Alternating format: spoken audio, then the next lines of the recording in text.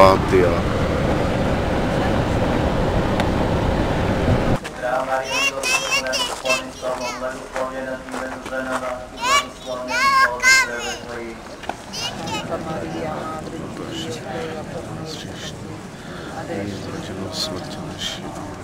Zdravá Maria, milosti plná, Gospodin s tobou, blahoslavljena ty medzi ženami, blahoslavljen plod utroby tvojej. Santa Maria, Matko Božího, prej za nás hriešnikov, a riešme Zdravá Maria, milosti plná, Gospodin s tobou, blahoslavljena ty medzi ženami, blahoslavljen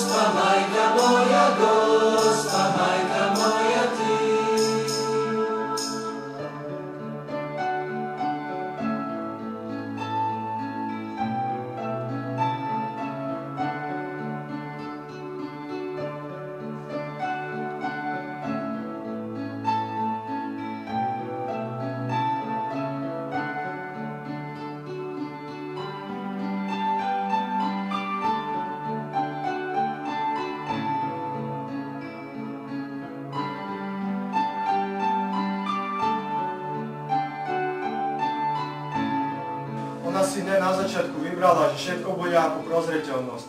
Jednoducho na začiatku, aj keď jej ponúkali peniaze, vláda, politici, ona neprijala tieto peniaze.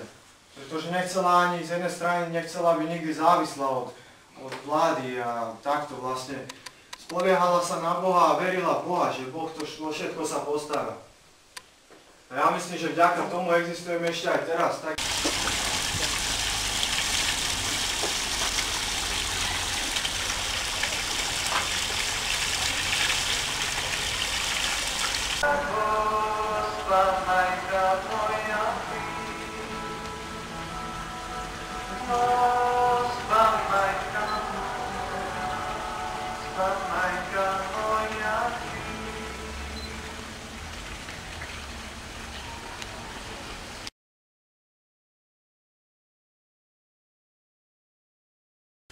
Panna Maria přijde z nebe, pozdraví, obvyklým pozdravem, pochválen buď Ježíš, drahé děti moje.